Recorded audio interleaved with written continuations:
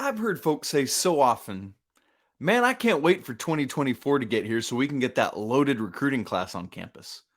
But maybe we don't have to wait, at least not for one of them.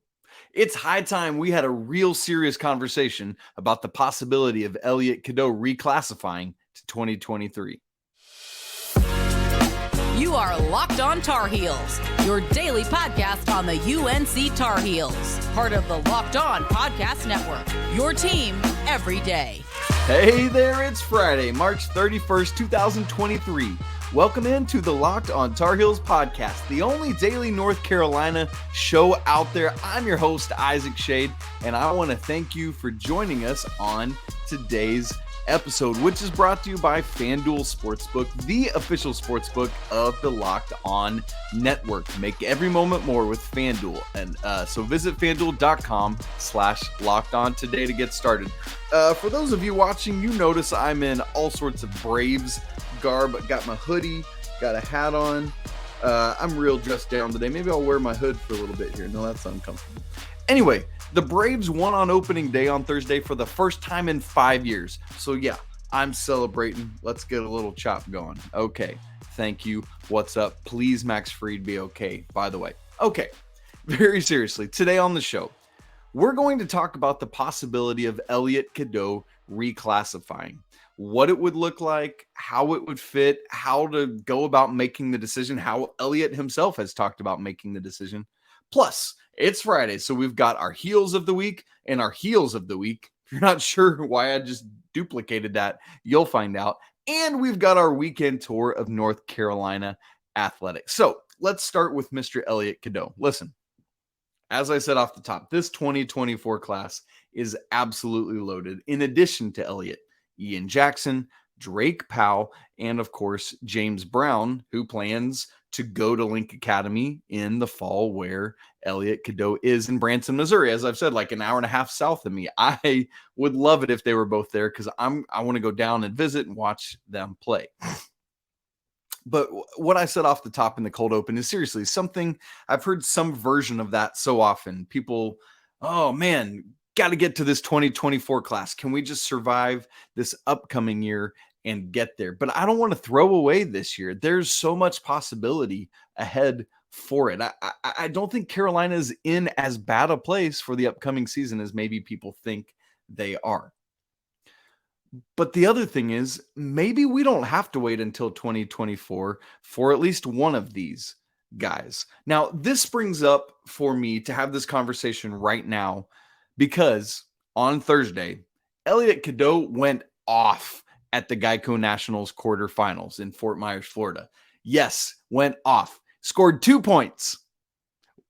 Wait, Isaac, what? I thought you just said he went off, but then you said he scored only 2 points. Yeah, that's right, I did. Because people can dominate a game without having to put the ball in the basket a ton. Now, Elliot Cadeau can absolutely do that. He's a stud at it.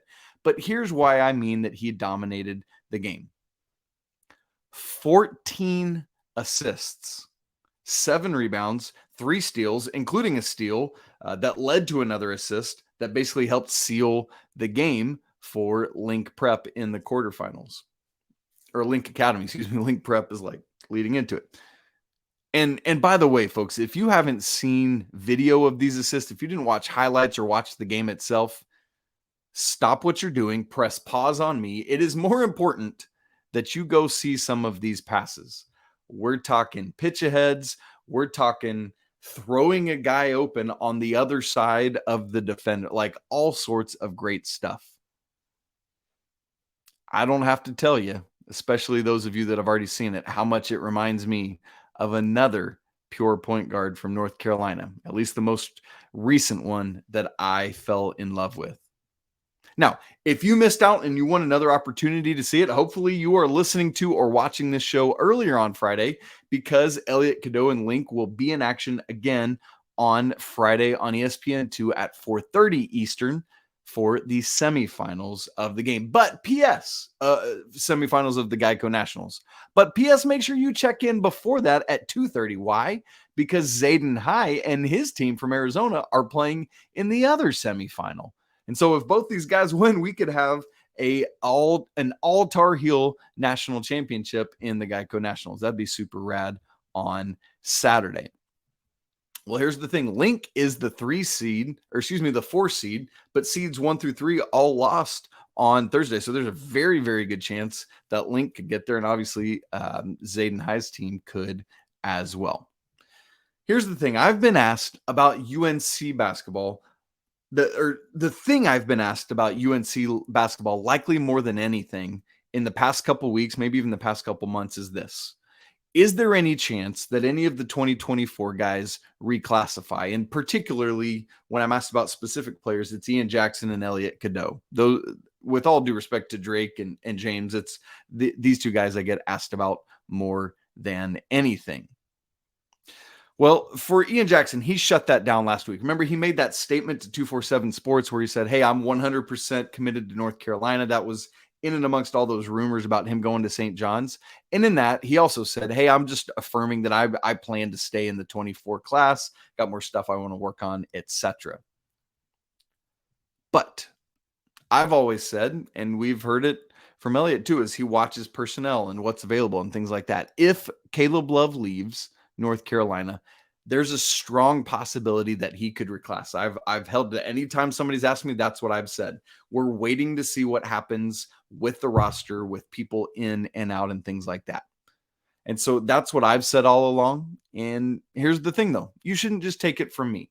Let me give you a few reasons why I think it makes sense, or things that are pointing to the possibility of Elliot reclassifying to 2023. And caveat on this, I have not talked directly with the Cadeau family about it. I'm just surmising these things from what I've seen and heard, and kind of just what we typically see and hear as well. So first off, Elliot will turn 19 in September. And, I know people jump ahead or fall back or any of that kind of stuff, but that is the typical age you turn as a college freshman. So if Elliot reclassed, basically he would be kind of the natural age group that he would be with, is the class of 23. And so there is, just from a physical development or a where you're at in life, like I turned 19 as a freshman in college, and that's what most people do. So it's not the wildest thing in the world. It's not, him jumping into something that doesn't make sense for how old he is. Another thing on Twitter is just always fun. Like, Elliot's mom's really active on Twitter. We've interacted before. If you're here hanging out, good to see you. Always fun to have those conversations. But the Twitter account at UNC_humor said on Thursday after that game, I'll be honest, I might prefer a Cadeau reclass for next year to any guard in the portal. This dude looks like the second coming of Kendall Marshall with that passing ability. And Elliot's mom quote tweeted that with like the double bulging eye emoji. And obviously that can mean a ton of things, but it's not nothing, right? Like we're having this conversation about it. And again, I'm not having it behind the scenes with them. That's for the family and the coaching staff to do. If they brought me on, I'd obviously love and be happy to have that conversation with them. But just when you see things like that, it's clear that it is an ongoing thing we're thinking about. Keep in mind, back in December, when Elliot committed to North Carolina, he had an interview with On3. And one of the things he said in there is, quote, "Me and the coaches both bring it up," meaning reclassification. "We're not trying to force anything because I've seen a lot of people reclass up and it not work for them." And I think that's really wise and discerning and smart of Elliot and his family to think that way. Because it doesn't work for everyone. You think of recent examples of others who it hasn't worked for. But at the same time, we do recognize that it is being discussed as a very real possibility. Another quote from that same article, Elliot said, "If a school I really want to go to, if their point guard enters the draft out of nowhere, then I might be ready for that spot." Now, it wasn't both Caleb and RJ, and it wasn't out of nowhere, right? We kind of expected Caleb would leave. So it's not out of nowhere, but Caleb Love is indeed gone. However, we need to recognize that even though Caleb's gone, it is still a loaded backcourt personnel-wise. You got RJ Davis, you got Seth Trimble, you got DeMarco Dunn. Simeon, Wilcher coming in, and then obviously Paxson Wojcik as well. Now, here's the kicker, though. Even though it's loaded, to me, Elliot is the best pure point guard out of that group.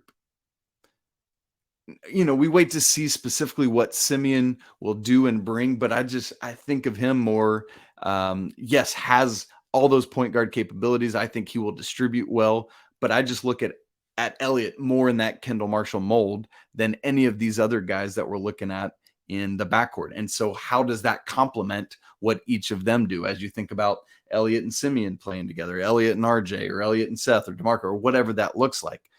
Now, yes, Elliot gives up a couple inches to Kendall Marshall, but has the same vision. When you look at the passes this young man makes, it's something you don't see every day. And I say that as somebody who has been waiting to see somebody that sees the court the way Kendall Marshall does.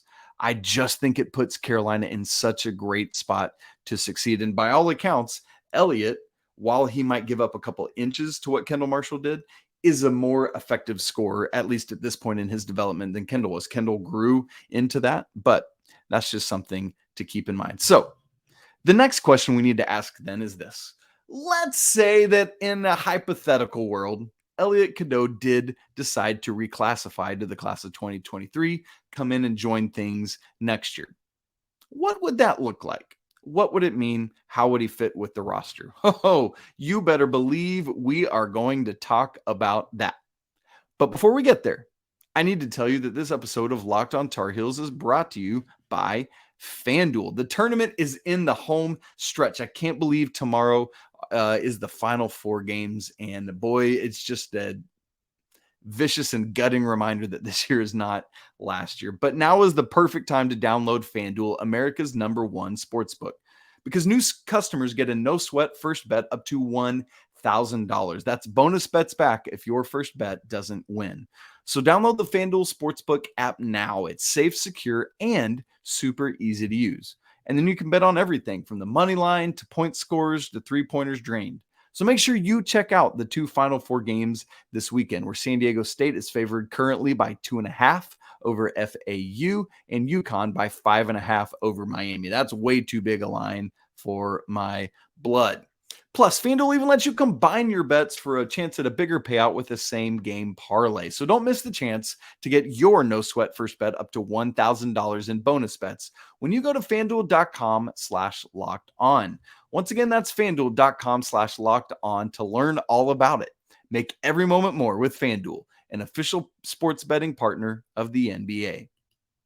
Also, make sure to check out our brand new show on the Locked On Network, Locked On College Basketball. It started at the beginning of this college basketball season and has been going along, having a great run. Myself and Andy Patton are the co-hosts of that show. We're having a blast. We'd love for you to come along and join us as well as we get ready for the Final Four and the national championship game. Check it out on YouTube and anywhere else you find podcasts. So let's play this out. What would it look like from a roster standpoint, from a skill set standpoint, if Elliot were to reclassify? So currently, the way things stand right now as of the time of this recording, obviously we're still waiting to hear things from some transfers, still waiting for sure to get word from Seth Trimble and DeMarco Dunn. But that's where we stand right now. The backcourt then has the guys we just talked about: RJ Davis, Seth Trimble, DeMarco Dunn, Simeon, Wilcher, and Paxson Wojcik. Front court, pretty scarce: Armando Bacot, Jalen Washington, and Zayden High, and then 5 open scholarships. So you add Elliot into that. Obviously, the front court stays the same, and it would be RJ, Seth, DeMarco, Simeon, Paxson, and Elliot Cadeau with 4 open scholarships. Keep in mind, scholarships are just semester 1-year commitments. It's not like I'm committing to you for all 4 years. It's a thing you re-up on. So the question becomes then, what is needed as you look at what the roster composition looks like with Elliot Cadeau potentially on it for the class of 23? What do you still need? No more guards, right? Like, to me, that's it. At that point, you've got 4 scholarships left, some combination of wings and true like power forwards or centers. And so for me, that would be two wings who have a career 3-point percentage of 35% or better, that are athletic, can get to the rim, that defend, maybe not necessarily have to be as elite defenders as Leaky Black was, but strong enough to where they hold their own at the position, but to be high-level offensive players to take pressure off of Armando Bacot inside. And then two front court players as well, because when you look at the front court makeup right now, Armando is the only really true proven college commodity. We believe Jalen's going to be really good, but there is the injury history, right? Like, he thankfully hasn't shown any regression in that regard, but you wonder, right? And you're hopeful that the more recent surgeries have done their job and taken hold. But he still has to prove it on a consistent basis at the collegiate level. Same with Zayden High. You just never know until a young man gets on campus what he will truly be able to do to contribute right away. And I'm hopeful for that, but we'll just have to wait and see. That said, you need some help in the front court. A true backup to Armando, another stretch forward to help with Jalen Washington and what Zayden High will bring. And so at the wing, we're looking at guys like that we've talked about on the show recently: Dalton Connect, MJ Rice, Nick Timberlake, those kind of guys. Maybe some others, maybe those are the dudes. We'll have to wait and see what that looks like. And then in the front court, there's more guys coming into the transfer portal. Kalel Ware, who is transferring out of Oregon just on Thursday. Olivier Kamwa from Tennessee jumped into the transfer portal. He's the one you might remember scored 27 against Duke in beating them in the NCAA tournament. So I know Carolina fans would love to have Olivier Kamwa, Duke killer, on the roster. So that's when I look at this, that's what I believe is needed. Two wings, two front court players. Again, we're operating under the assumption that this is a world in which Elliot Cadeau has reclassified. But before we go through with that, I think what you have to stop and consider is this. Is your point guard already on this roster? Is that RJ? Like, that is a decision that I think the coaching staff and RJ together need to decide. Like, what will RJ's role be next season? If you want him to be able to operate more as a pure two, like as a scorer, as a shooter, I know he's undersized for what you think about as a two, but if that's what you want to make happen, do it, right? Like, if that's the best way you can win, right on. And so, but are you looking at RJ as possibly being like I know he doesn't have the just sheer foot speed of a Ty Lawson, but that kind of role where you are both a high level facilitator and scorer. Does Seth Trimble take an uptick, right? Like the shooting, I just don't think will fully be there enough yet, but does what he does as an athlete, as a penetrator, as a distributor, does that offset what his current shooting limitations are? That's something to consider. What will Simeon look like? We expect him to be an absolute stud. Like, it would not shock me at all if he was in the starting lineup from day one alongside RJ. But again, yeah, as we said with Zayden, you have to wait and see what actually plays out when these guys get on the court, get to Chapel Hill, and start playing together. So could it be Simeon? Perhaps. For me, that being the point guard that's not DeMarco Dunn's game. That's not Paxson Wojcik's game, So to me, if you're saying yes, the current point guard is currently on the point guard for next season is currently on the roster, RJ or Seth or Simeon. If that answer is yes, and you feel confident in another one of them as the backup, then I would say Elliot should stay at Link Academy for his senior year. Play with James Brown, build that camaraderie. Honestly, in some ways, that's going to be more beneficial going forward.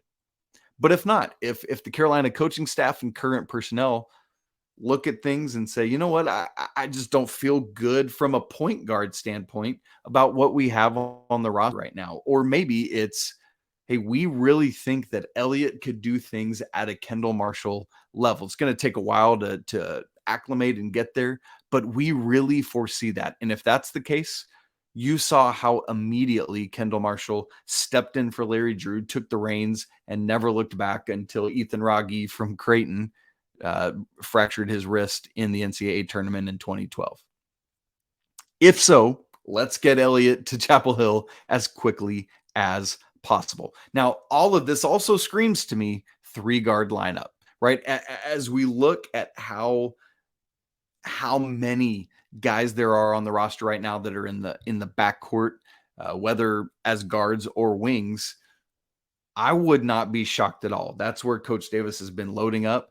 If Carolina runs more of a 3 or 4 around 1, like a lot more small ball lineups, we're going to have to wait and see on that. But as he's really just trying to figure out what he's doing, getting personnel in, I'm going to be watching a lot for that. And I think we will continue to learn more about what Coach Davis wants to do from a personnel standpoint by the choices he makes in the portal, by who comes in, who they're looking at, who they're targeting. That's going to tell us a lot about, will we have 3-guard lineup moments?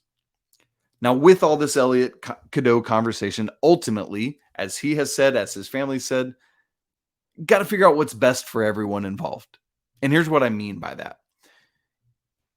Perhaps Elliot reclassifying would be best for North Carolina, but not best for Elliot. Then don't do it. Or the flip. Maybe it would be a great decision for Elliot, but would not be the best decision for North Carolina. Then you don't do it. This is the kind of thing you only do if you feel that it is the right step for the program and for the young man. Keep in mind, yes, this is so much about what North Carolina is trying to do, but you know my heart in this. If you've been part of this show for any length of time, for me, this is all about helping young men and women whom we cheer for and their families figure out what they're being called to in life. We don't want to just talk about the young men and women because they're awesome on the athletic field. We want to get to know who they are as people. And so part of that for me is that we don't just use them as commodities. We look at this and say, is this best for Elliot? Great, get him in. If not, let's not hurt who he is or his development. This has to be mutually beneficial. It has to be symbiotic in its nature. And you've also got to decide, is he ready? And that's everyone involved. That would be Elliot himself. That would be his family. That would be the coaching staff, both at Link and at North Carolina, like working on that together. Is Elliot ready to make this jump? If yes, awesome. Let's do it. If no, great. Stay in 2024, keep developing, and let's run it back, or let's get it going for the first time in 2024. And by the way, I'd love that, because then I could drive down to Link and see he and James Brown in action next year. So that'd be fun. It's going to be really interesting to watch how all this plays out. All right, as we do every Friday, we are going to get to our heels of the week. The yay heel of the week that's done a great thing, and then the other one that's not necessarily, it doesn't have to be a heel of the week. In this case, it is a heel of the week, but it's like, boo, like you're a heel. So that's what we're talking about. I'll also give you a runaround of North Carolina athletics this weekend. But before we do that, this episode is brought to you by Built Bar. The Built Bar March Madness bracket's here, and we know you have a favorite bar or puff, so now's the time to make it count by going to BuiltMarchMadness.com to vote for your favorites. I'm going to be voting for the Churro Bar, and I think you probably want to hop in and vote for your favorite too. Support your team, support your favorite bar or puff. And when you do that, when you vote, which today, March 31st, is the last day to do it, you'll be entered in a drawing to be one of 50 lucky Locked On listeners to win a free box of Built Bars. Not only that, but one Locked On fan will win a 12-month subscription to Built to get the best puffs or bars delivered straight to your door every month. You have to try Built. Why? Well, it's high in protein, it's low in sugar, and covered in 100% real chocolate. So run to BuiltMarchMadness.com right now to vote for your favorite bar or puff and pick up a box while you're there. You can vote every day in March, although, as I said, today's the last day of March, so hop in right now and support your pick. Built Bar, a proud sponsor of the Locked On Network. All right, folks, here's how we do this. Every week, we pick a heel of the week that's like, a Tar Heel, awesome, you're great. And then you know how you use the term heel, like, oh, you're a heel. That's the negative heel of the week. So that's what we're doing here. The yay heel of the week is Zach Gallen, who is an alum of the Carolina baseball team, a pitcher for the Arizona Diamondbacks. He had the opportunity for the first time in his career to be the opening day starter for the Diamondbacks on Thursday. Unfortunately, the Diamondbacks were playing the Dodgers, so things didn't go so well. But man, what a neat honor. Like, that's just, I was a pitcher. I went to college on a baseball scholarship. So like, that is a very neat, special thing for me to know that Zach Gallen is getting that opportunity. So Zach, congrats, brother. That is awesome. And then on the boo heel of the week, it's not about this person. It's just about the situation. We have the first of the 6 transfers out of the basketball program has chosen his landing spot, and that's Tyler Nickel going to Virginia Tech. And this makes a ton of sense. He's from Virginia. He's going closer back to home.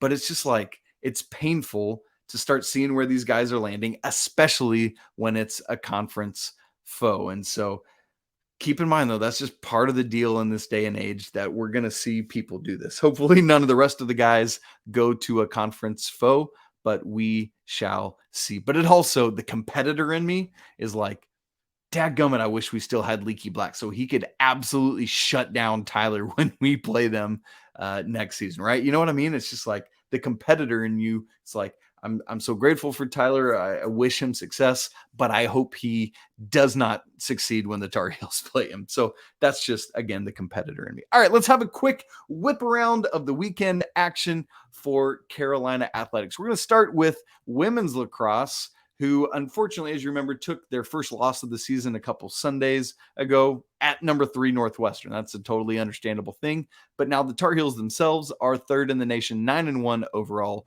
5-0 in ACC play. Last conference game out, they beat number 22 Clemson 17-8. And now they got a tough road test. They got to go to South Bend and take on number 12 Notre Dame Saturday, noon Eastern on ACC Network. Best of luck to the ladies in that endeavor. From a team that used to be number 1 to a team that still is number 1, the women's tennis team is just rolling right now. 22-0, 8-0 in the ACC play.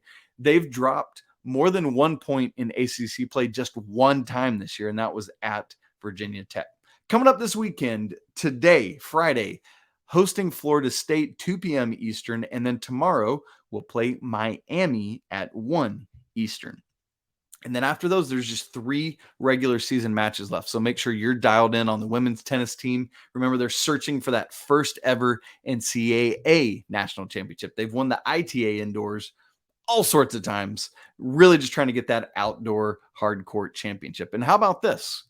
7 of those 8 conference match wins have been on the road. So all 5 of these final ones down the stretch here, Florida State, Miami, and then the 3 remaining, are all in Chapel Hill. So expecting the ladies to sweep their way through this and then move into ACC tournament play. Congrats to them. While we're talking tennis, let's go to men's tennis. Having a really strong year themselves, 14-5 overall, 6-1 in ACC play. The lone loss was at Virginia, who's always strong. So Friday, they host NC State. Saturday, they host Wake. That'll be Friday at 5 and Saturday at 1. Best of luck to the guys as they get going with that. The baseball team, 8-7 overall, 4-3 in ACC play, coming off winning a home series against the Dookie Blue Devils last weekend, won 2 out of 3 in that one. They are also headed to South Bend to play Notre Dame. That'll be Friday through Sunday. Keep in mind, their Friday's game was originally scheduled for 6. It's been bumped up to 3 because of potential weather. Same time Saturday, 3, and then 1 o'clock first pitch on Sunday. Go Heels get another series victory. From one baseballish sport to another, the softball team having a bit of a rough go this year. 13-22 overall, 3-6 in ACC play.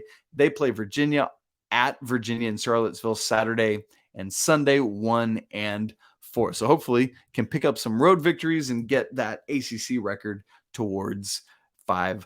The Gymnastics team has been in action already this week at regionals for the NCAA. Unfortunately, on Thursday, they lost to Arizona by less than 2 points. I know the margins are always slim and tight with gymnastics, but still you look at those scores and it's like, dang. Anyway, they do have a couple ladies carrying on to the individual events that will kick back up on Friday evening, which includes vault and bars and all around. So Tar Heels still alive there. We've got golf action, got rowing action, all sorts of fun stuff is always going on in the spring. Can't wait to see all of that. Friends, a really interesting conversation today. I'd love to hear your thoughts about Elliot Cadeau potentially transferring, what you would like to see. I need to put a poll up about that as well. But that's it for today's episode of Locked on Tar Heels. That's it for this week on Locked on Tar Heels. Coming up next week, we're going to continue to track transfer targets. I know that's what we're all thinking about right now. Continue looking at spring football stuff going on, getting ever closer to the draft upcoming to see where Josh Downs and others will go. You can follow the show on Twitter at Locked on Heels. Follow me at Isaac Schade. Send an email to the show, lockedontarheels@gmail.com. And please don't forget, if you haven't already, to subscribe to the show. Overwhelming numbers of people are coming, and I cannot say thank you enough. It's so fun to dive into these conversations together, and I hope you enjoy being part of them. Smash the like button, and also, as I said, go ahead and leave comments. Once again, please don't forget to check out Locked on College Basketball. We'll be with it all season long. Transfer portal, recruiting, coaching carousel, all sorts of reviews of the previous season and getting ready for next season. Really appreciate you hanging out with me for another great week on Locked on Tar Heels. I want to remind you that it's always a great day to be a Tar Heel, right? Yes, you know it. Until next week, peace.